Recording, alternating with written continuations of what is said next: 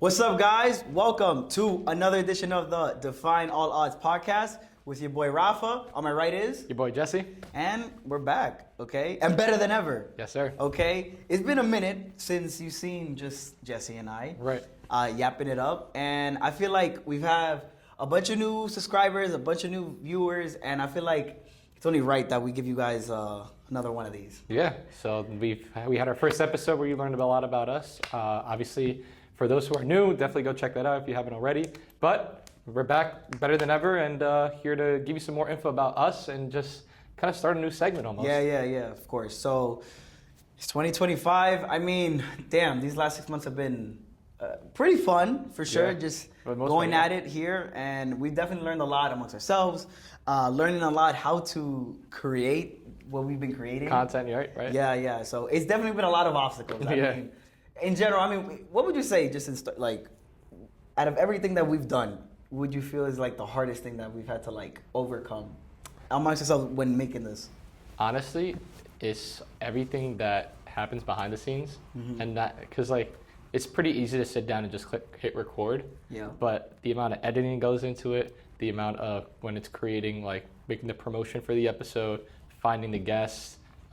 Sending out the forms to fill out to prepare for the episode. You know, there's all little amount of things that we have to do, and then obviously managing so many different channels as well. Like we're not just on YouTube. We have a TikTok, we have an Instagram, we have a LinkedIn, we have our own email. Yeah. Obviously, for those who haven't seen, check out the link tree. All of our links are down there. But for the most part, it's definitely hard to like manage all that. And I would say you being obviously a full-time worker right now at the moment, and like I'm a full-time student. Obviously, our hands are always full. Right. So having conflicting schedules is not always the easiest to when it comes to scheduling and then when it comes to working on everything behind the scenes. OD. So I would say time management is definitely key for those who are interested in starting something similar or just getting into the content world. I would say time management is definitely key when it comes to that, and also just making sure that you're being consistent. I think that one thing that we've definitely been able to at least achieve most recently has been the consistency with our guests, with putting out a video every Sunday. But I think moving forward, we have a lot more plans, so stay tuned for that. No, we definitely have a lot of things going on. We have a lot of things cooking up in the back burner for sure, and it's exciting. It's really cool, honestly, because I think me as a creator, because I've been creating for many years now in a multitude of ways when it comes to my own photography and my own personal brand. But this particularly has been one of the most consistent things that I've done. When it comes to a long-term thing. And again, I think we both have more goals and aspirations for this and for other things that we want to branch out into. But this is definitely kind of, it's like a gateway, I guess you could say, to better things of what we want to do with ourselves. And I think also you learn so much about each other, right? Like, I mean, I've learned so much about you, learned so much about me, and even our guests that we've had, they bring out the best of us, and for the better as well. Like in the sense that it's always great to see what we're able to put out and what we're able to learn from each other, and then obviously produce content for you guys that you guys can use and apply to your daily lives, whether that's on the motivational side or that's on the educational side. We try to hit on multiple areas when it comes to that. Yeah, I mean, you guys seen it. You guys have seen that stuff. So, I mean, we're just always trying to do things and create experiences that we can share to you guys as well. So, I mean, for starters, this man, he not too long ago, he went to Bermuda. Right, I was just in Bermuda. That man, so I've never been to Bermuda, so what was that? I don't know. I would say it was definitely an interesting experience because the island is very small, as you can imagine. Like if you zoom out on a map, you're not going to see it. You have to zoom in a lot. And being able to immerse yourself with a different culture is always definitely interesting, getting to learn. What was nice though is that obviously in Bermuda they speak English, so like there was really no real language barrier when it came to that. We were able to communicate pretty well with the locals, so that was a nice, I guess. And what did you do there? Were you there on vacation or? We were on vacation. I went with two of my friends. One of whom went to middle school with me. The other one went to middle and high school with me. Cool. So it was just a little kind of get together again, and first thing we did is we were on the resort for a few days. We visited a few caves. We went sightseeing. So we did canoeing. We did bike riding around the island. So it was like almost a 10-mile bike ride. from there to the city of Hamilton, which is like this other historic city that has like a lot of tourist attractions as well. Yeah. So really just trying to explore and immerse ourselves. Like we took the bus as well to really get around the island. And Oh, you didn't get a car? No. We were taking the bus. Okay. And I will say the bus fare is a lot more expensive than New York City. That was the only downside. But Really? It's like $4.50 one way, so it's like $9 round trip. Jeez. That's like $9 round trip could get you like 3 rides in New York City. Yeah, like 3-4 rides. Yeah, honestly. But it was nice because the resort covered it, so it wasn't that big of a deal. But anyways, like I would say, seeing the caves though, like we saw like a pools inside a cave, like that's just like something you don't see every day. Mm-hmm. That was something because so interesting to us. And yeah, I mean, surprisingly though, I mean this is January, right? And you think, oh, Bermuda's a little bit closer to the equator, it's gonna be pretty warm. No, it was when we got there, it was like 49 degrees. It was windy and cloudy when we get there. So the next day it's nice and sunny, but it's only like in the 50s. Right. And the water's obviously a lot colder than that. Yeah. So when we went inside, it was like ice cold water. So it was like a polar plunge. Oh, that's tough. That's tough. But it was nice because like towards the end it went up to 70. But it's like once you're about to leave, you had to head back home. It was a nice trip overall. That's calm. That's calm. I mean, hey, you got to experience a new place. I mean, again, I've never been to Bermuda. Yeah, and it's not too far from New York. It's about a 2-hour flight. So it's not the only too thing I know about Bermuda is that all the planes want to crash down there. So that's about it. I mean, if you know, you know. Well, it's funny because Bermuda, from New York to Bermuda, it's not in the Bermuda Triangle. Oh. So you're not really, You know why they call it the Bermuda? Because the Bermuda Triangle starts at Bermuda. And like one of the points. Yeah, and it like goes down to like southeast or like on the right side. Yeah. Okay. So it's not necessarily like you're not going through the Bermuda Triangle to fly to Bermuda from New York. That's why like I was I found it surprising that my flight didn't really have turbulence. It was just very calm. I see. And it was because of that, because you're not really going through the triangle. Okay. Right. Honestly, he told me he was going to Bermuda, and I was like, well, I guess I'm going to have to do this podcast by myself after this, because I'm like, I mean. Hey, don't wish me bad luck. Listen. I mean, you're back, so we're good. But hey, that's all that matters. But let's talk about you, though. You were in the Dominican Republic, the motherland, of course, for both of us. This man was doing a lot of content over there. So tell us what that was like. I mean, not just spending time with your family, but you doing content, recording, doing your little thing. Well, yeah, I did my thing. I did my thing for sure. I went out there for a couple of days over there. Listen, it's cold in New York. I love the cold. I am a winter baby. But man, when you have an opportunity to go to your motherland and just dive into them pools and beaches and just enjoy the life, I always you can't say no. I always say January is the best time to go to DR because it's like 70 degrees, gets like to 78, 79. It barely touches 80, and like over there, it's something like nice. that. Yeah, I mean, in general, it was pretty windy. Yeah. It wasn't like some like crazy breeze. No. But it's a nice wind. It's not like no. It wasn't scorching hot like as if you're going. Yeah, in July and August, it's like humidity 1,000%. Yeah, it's peak. It's peak summer for sure. Yeah. But yeah, I mean, it was my first time in a long time that I went to DR, and it wasn't in Scorching the hot hot, in the summer. So it was a cool experience just to like see what that was like, I guess, in that time of year. But in general, yeah, I had a great time. Yes, I recorded a lot, took a multitude of photos. Again, that's just me. I have that eye. I look at something, I'm just like, yo, let me take a picture. You know what I mean? If you want to see more, check out his Instagram, Raf Photography. Yes. Again, always, if you need a photographer, I'm your guy. Okay. That's the man to go to. Please find a way to get me away from him. That's like, please.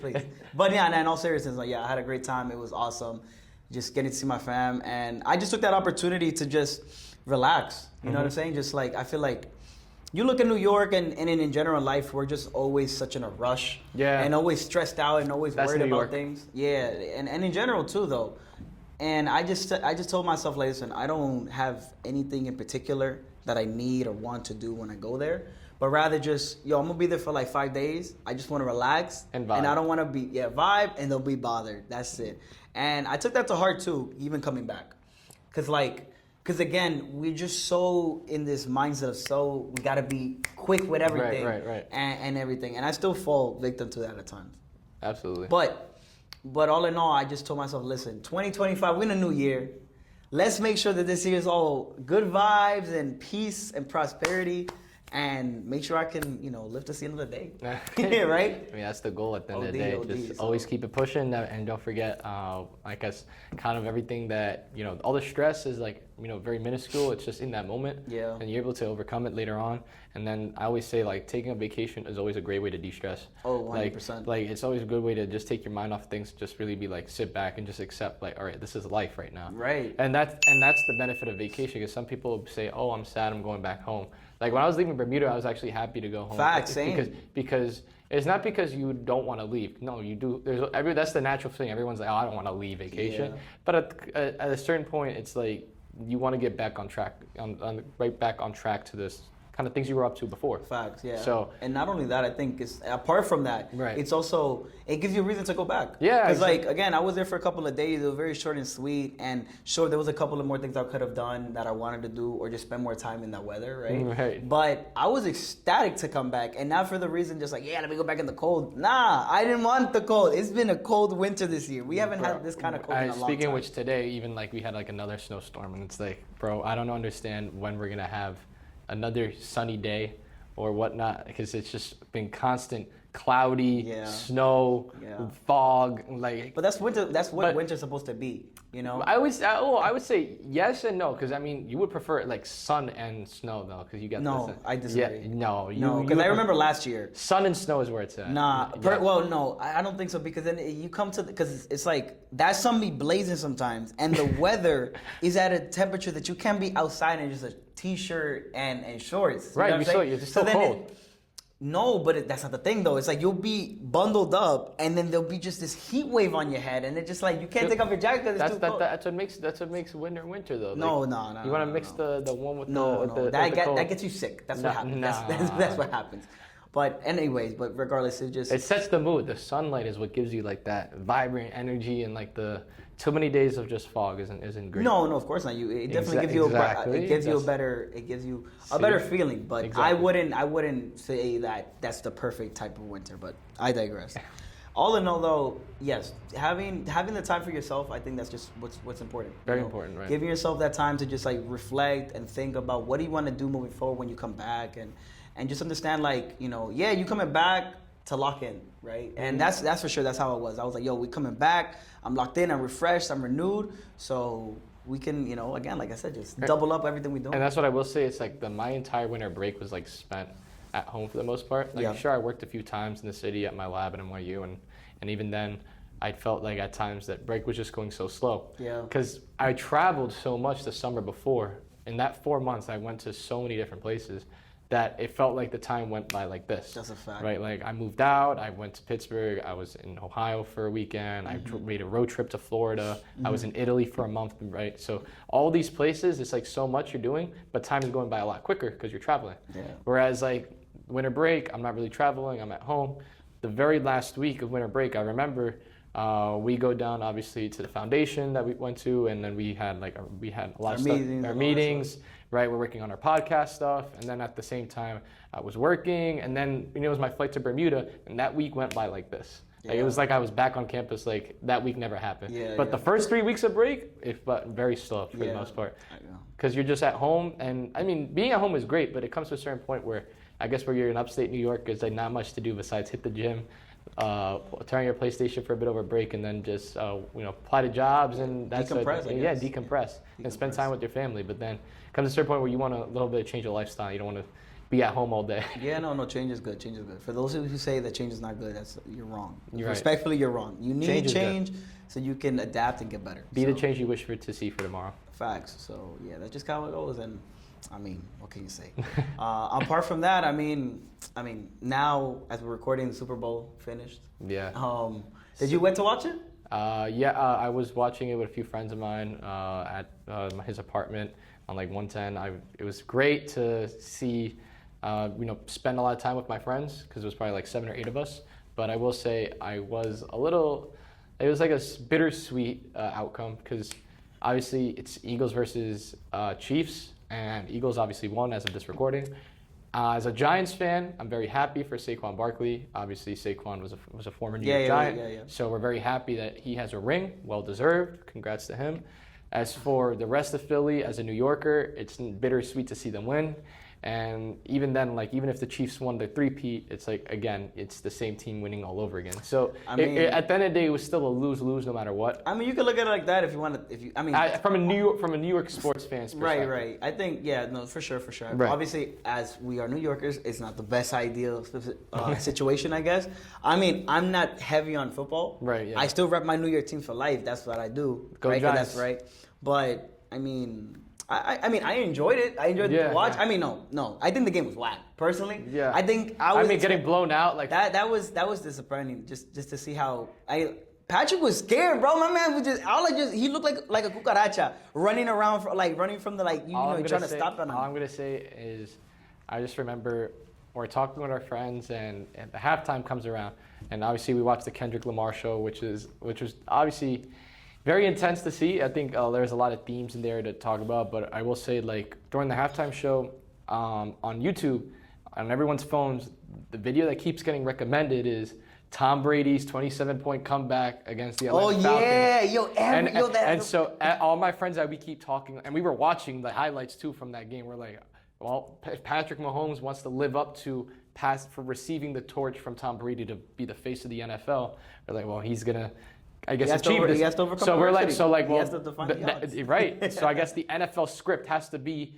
that he has to be losing by more than 27 and then overcome that deficit and win, right? Right. So we were like, all right, let's wait till it gets like 28, right? And so once they were losing by like 28, 29, we're like, okay, this is where it starts. Right. And sure enough, they started making a little bit of a comeback. They got a touchdown and a field goal. They woke up a kind of, right? But then like the rest of the third quarter, you're like, bro, they were it's over. They were cooked. And then the fourth quarter came around and we're like, now you guys want to wake up with like 5 minutes left in the game? Yeah, bro. And it's like, bro, at that point, I just felt... it was GG. At that point, I just felt bad. And it was a subtle message that I think people didn't realize during the Kendrick Lamar performance was, in the crowd at the very end, it said "Game Over." Yeah. With I guess some of the lights that they did in the crowd. And he sang his song "Turn the TV Off," right? TV off. So it's almost like he's insinuating the timing was amazing because it's like, this is a blowout. Turn the TV off, the game's over, and then he puts "Game Over" at the end before the start of the second half.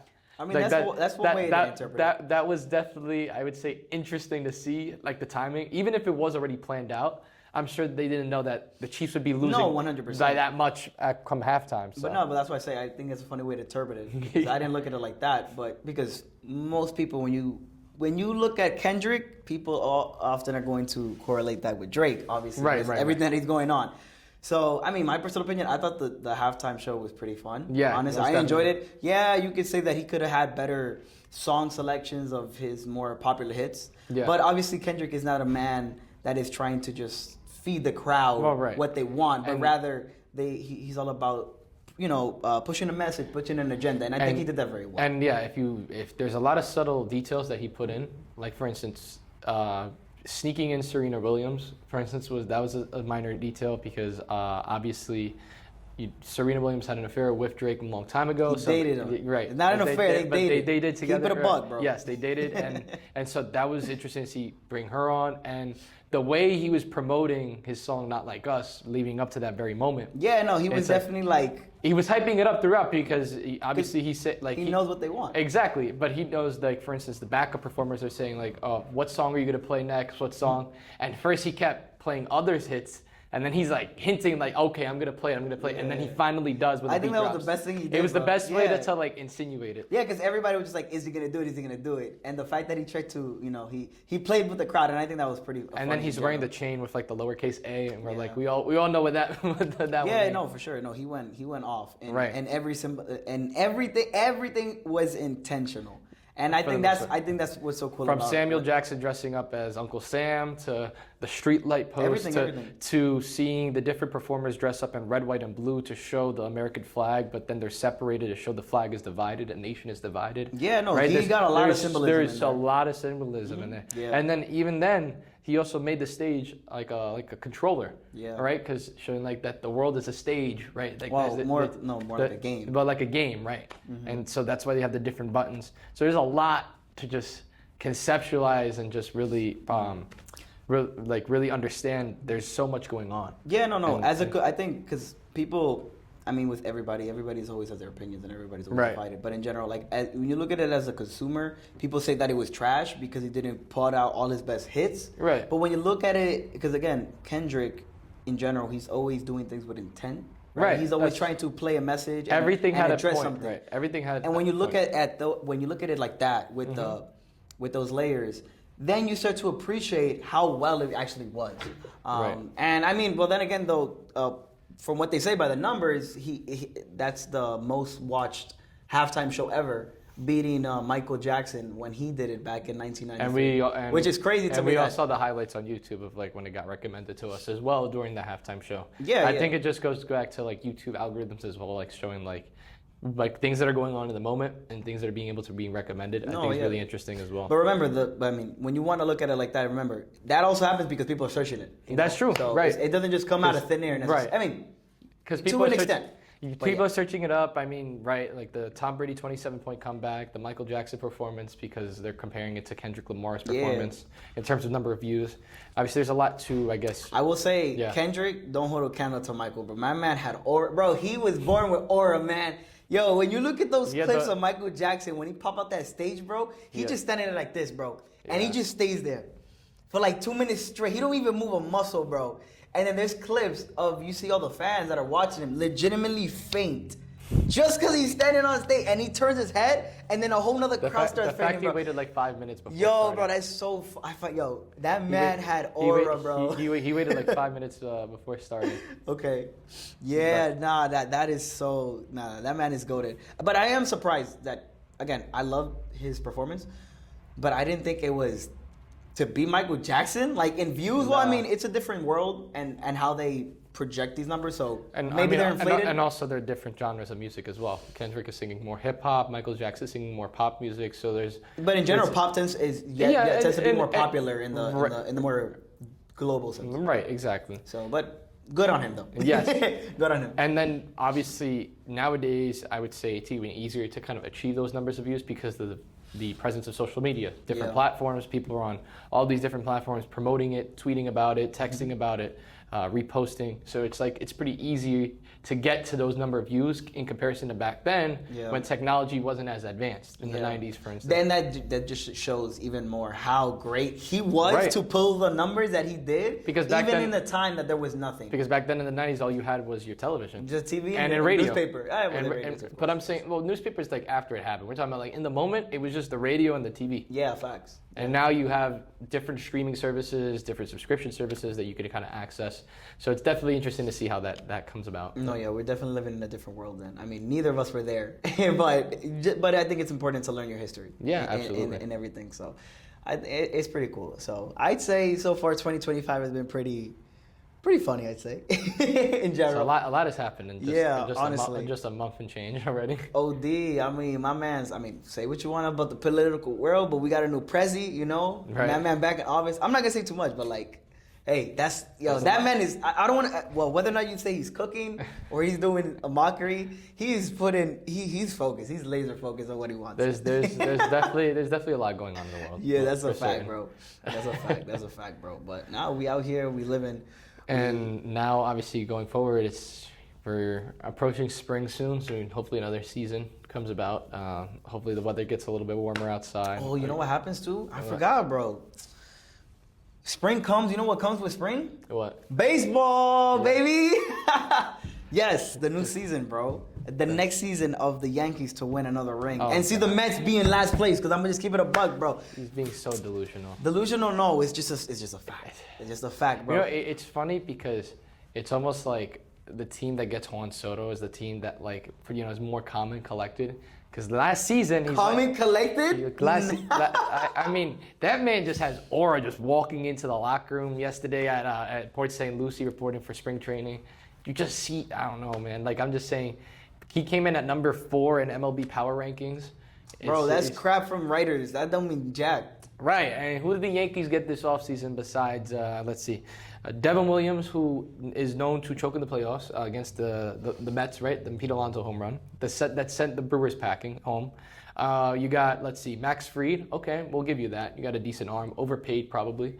No, 218. You want to talk about overpaid? 218. Do you want to talk about... No. I'm going to stop you right there. We can talk about No, if you want to talk about overpaid, we can clearly talk about the Dominican man, the Dominican Rocket. A 30-year-old pitcher getting 7 years and paying over $200 million for him versus a generational talent who's 25 years old. That can barely play defense. And he's the best hitter in all of baseball. You're not telling me he's going to get more money than a man that can pitch and hit. If Soto's getting that money, I need to see him throw the ball and catch it at the same time, bro. My friend, when was the last time Ohtani pitched the game again? Because he got injured, obviously. Correct. And look what he did when he hit. And he still got that contract. And he's still a better hitter than Soto. But he still got that contract is the point. Because of what he's done. Right, but you do realize that LA was still taking a chance with that contract. Of simply course. Simply because... Every contract is a chance. Well, right, but simply because they're anticipating he's going to be performing at that same or if not even higher of a level when he comes back to pitch again off of Tommy John. Right, that's fine. But he deserves it because he proved it by doing what he did, by pitching and hitting. Juan Soto, yes, I'm not, listen, obviously, he's a great hitter. He's Dominican. Generational talent, my friend. I wouldn't say generational, yes, but he's a great talent for sure. Tell me someone who has a higher OPS, BA, and home run statistics per AB than Juan Soto right now in the league. Like I said, I'm not saying he's bad, but to call him generational is one thing, okay? What generational is what Ohtani is. That's for sure. More absolutely. Okay, and I wouldn't even call someone like Aaron Judge, my capitan. I wouldn't even call him generational. He's a great player. Right. He's an amazing player. I mean, and then we bring up Game 5 of the World Series. No, but that has nothing to do with that. And he drops the ball, and then let's see, 6 runs came in that inning, and they. And Juan Soto was on that same team, and he wasn't playing defensively At the end of the day, one man doesn't make up your whole roster. Okay, so then why are you glazing Juan Soto to say that he's a generational talent? If you know that he's still I didn't say that because of Juan Soto, the Mets are going to win the World Series. That's exactly what you're implying. I'm implying that because of all the other moves we've made.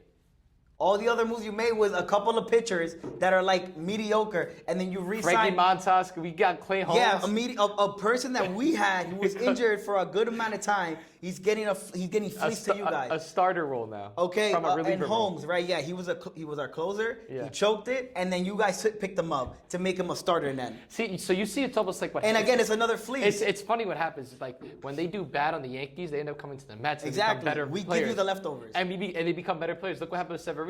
6.8 ERA. He wasn't a better player though. Watch his years. His best years in Yankees. His last year as in a pinstripes uniform, he had a 6.78 ERA. Comes to the Mets, and the following year only puts up about a 3.8 ERA. His best years as a pitcher was as a Yankee, not as a Met. He had one season with us. Okay, and then again, if you want to go one for one, okay, but if you want to go one for one, his best season. We're comparing his last season as a Yankee and his only season as a Met. No, but then that's not fair because obviously he's going to show that he improved, of course, because the point of the because argument, the bar was low. But you're saying that he got better, he improved. To say that he was better is to say that his best season was topped. He didn't top his best season. That's not what saying you got better is. Yes, you got better is you got improved. You improved from the season before. You got better off of last season. Exactly off the last season. His mechanics improved. His velocity went up. No, but he's a whole different pitcher now. He pitches differently. Exactly. But to say that he is better because he joined the Mets is not the fact. Yes, it is. Because we have a better pitching coach than you guys do. The fact is, he was with the Yankees. He didn't work, and we left you the leftovers. Right, and Juan Soto still came to the Mets.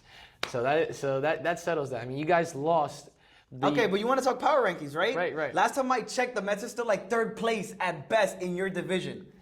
We have the toughest division in all of baseball right now. And you're still third place. No, that doesn't mean. That doesn't mean anything. Even if we're in third place, we can still make the wild card and still make a run in the playoffs. We did that last season. Okay, that's exactly. We made it to the NLCS. We made it off from the wild card. That's fine, but point being is you've done all these amazing moves that you say, and you spent all this guap of money, only to still be third place. No. I don't think you're understanding. Getting Soto improves the lineup drastically. The Mets were known to be... No, you guys definitely improved. The Mets were in a position, right, where our best hitter are Lindor and Alonso, right? And you have nobody else to buffer that too. And sure, yes, we had Vientos come in and he helped out a little bit. But when those two would go in a slump, the entire team fell in a slump, right? Yeah. But they were your anchors. But Soto has been a consistent hitter. Then even though the rest of the lineup falls, he's still hitting. So you're still producing runs for your pitchers. So that's why when we go back to when DeGrom was a pitcher for us, even though he only had like a sub 2 ERAs at like 1 point something, the fact that we can't put up runs for the guys, the reason why his wins column wasn't that high. because you need run support. Okay, but the point is... We got better off of that, off of our hitting, yes. Okay, yeah, but I'm not saying that you're not better. I'm just implying that with all the improvements that you made, you're not any closer to making an overall improvement, saying by the projections. Again, these are just projections. I mean, listen, the day, the Dodgers... You could be first place and win the division. Yeah. Exactly. And again, my Yankees could go for last place, which is highly... Which we know is going to happen. That's not going to happen. We already know it's going to happen. That can't happen, bro. We already know it's going to happen. That's not going to happen. Let's see. I mean, they lost Gleyber Torres. They lost Clay Holmes. They lost Juan Soto. Okay. You don't need Juan Soto, but you got Cody Bellinger, right? Who's going to be Soto's replacement. Good luck with that. No. Good luck with that. No one can replace what Juan Soto can do. That's a given. We understand exactly. that what he can do. So you can't say he got overpaid then. The Mets did what they needed to secure him. He's definitely overpaid. I would have said he was overpaid even if he was on the Yankees, bro. I was saying that. You think Juan Soto was overpaid? Yes. Because you're not going to tell me somebody's going to get more money per year. You do realize just hitting the ball when you had But you realize that Ohtani's contract is the cause of all of this. You know that, right? And I'm going to explain to you why. If Ohtani doesn't get that $700 million record-setting contract at that time, right? The bar would not be set high for people to want to achieve to get aspirations of a bigger contract. No, 100%. So the biggest free agent in this free agent class was who? Juan Soto. Yeah. Right. And all 30 teams wanted him, right? And he said, I'm listing offers from all 30 teams. Yeah, right? of course. So he's starting a bidding war.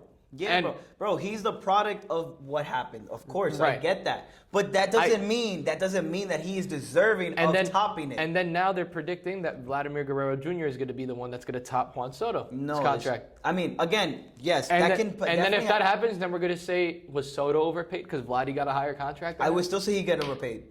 I'll still say Soto got overpaid, even though Vladdy would get a higher contract. Vlad would still get overpaid, bro. I still think so too.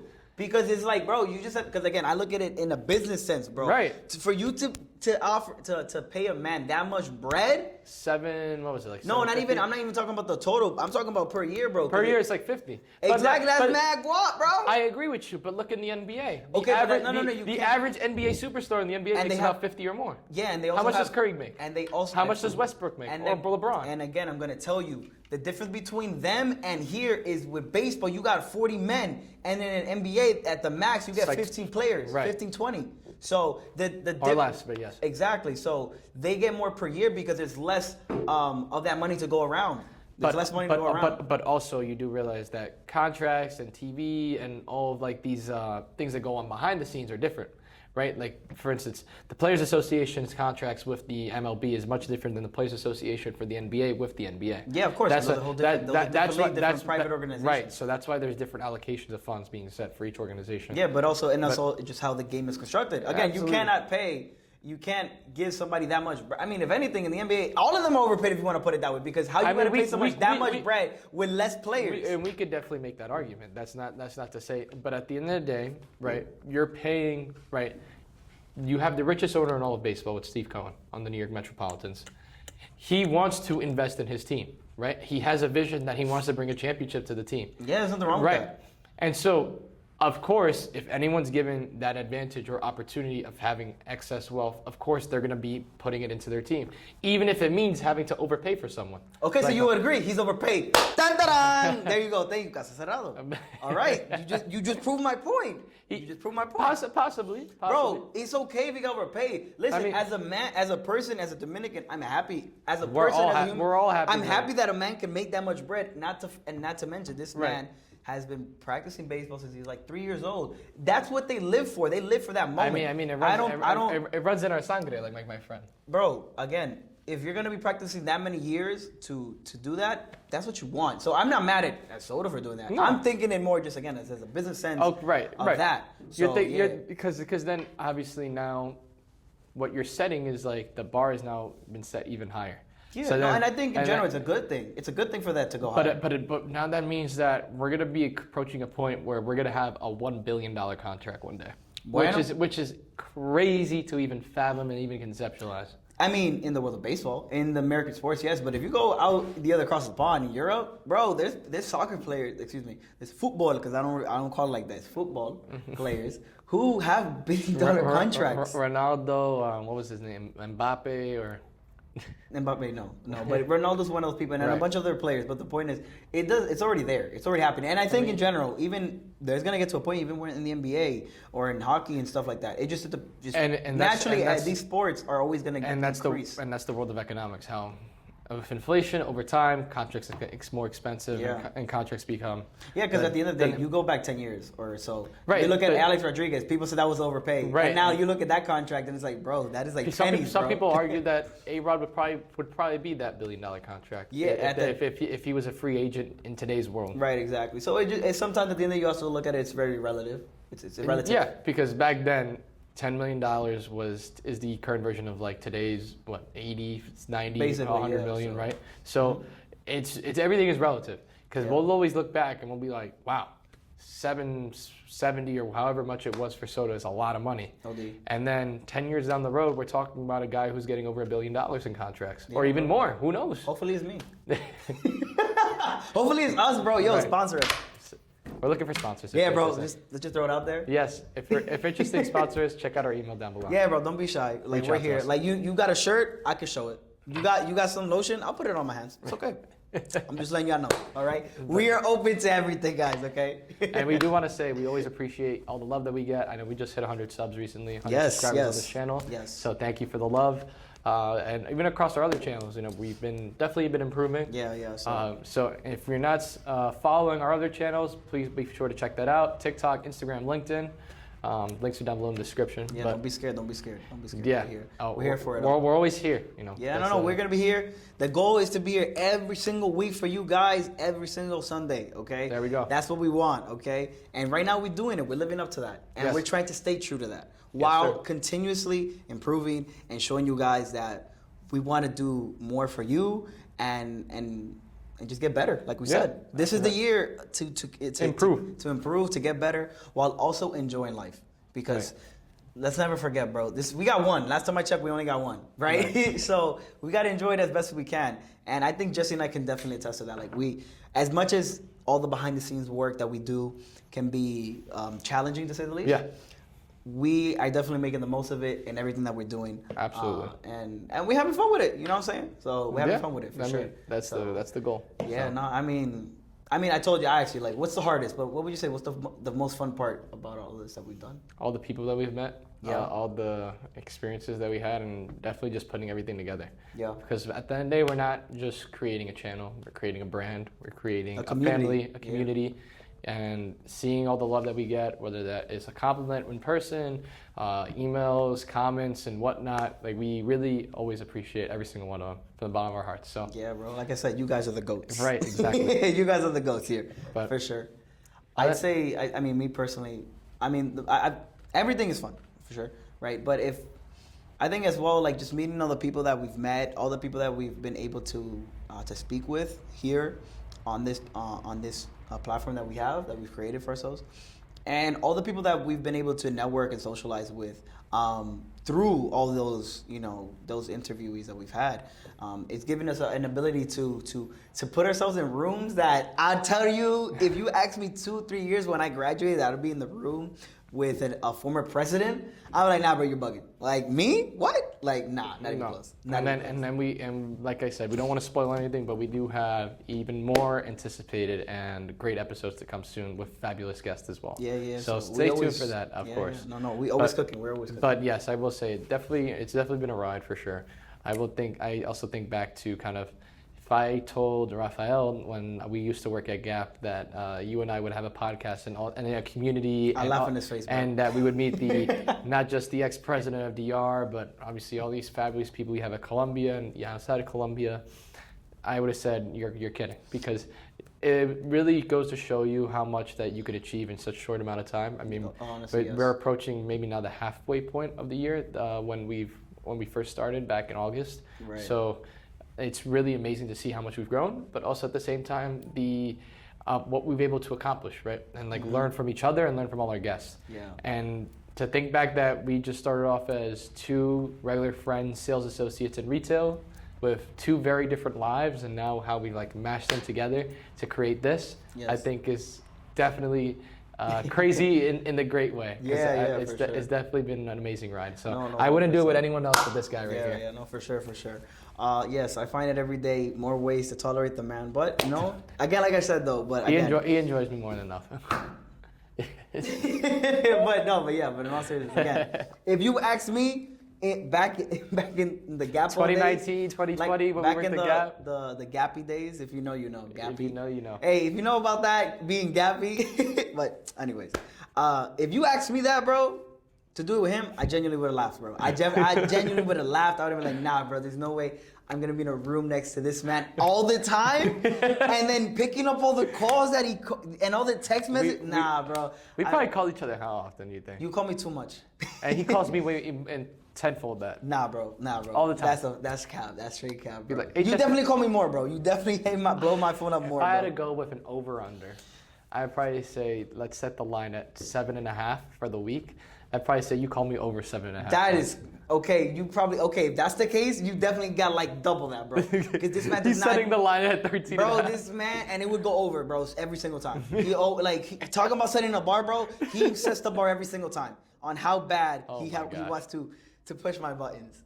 No, but for the better, I think we. No, for sure. For sure. We communicate a lot so often to create, obviously, so much for you guys. Because at the end of the day, none of this would be possible without him, without myself, without everything that happens behind the scenes. There's a lot that goes on more than just us sitting down and recording. Facts. And that's why we kind of, brought this segment almost, because it's been a long while since it's just been us two behind the camera since 20, who knows how many episodes now, right? So that's been a long while. For sure. So no.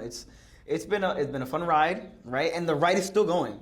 Yeah. Like the ride ain't stopped, bro. Like I put a couple of quarters in there. Like we're gonna go a while longer. So we don't have any intentions of stopping anytime soon. I don't think particularly. So yeah, bro. But just keep it at it, and that's it. Just as always, defy all the odds. Remember to always defy all the odds. Yes. Okay. But keep it up. Keep up the good work, and we love you all. Okay. Absolutely. I think that's all the time we have, right, my friend? I guess I'm tired of him, bro. I gotta use the bathroom, bro. But yeah, guys, again, love you all. Like, share, and subscribe. Remember, and again, defy all the odds. Deuces. See ya. Bye.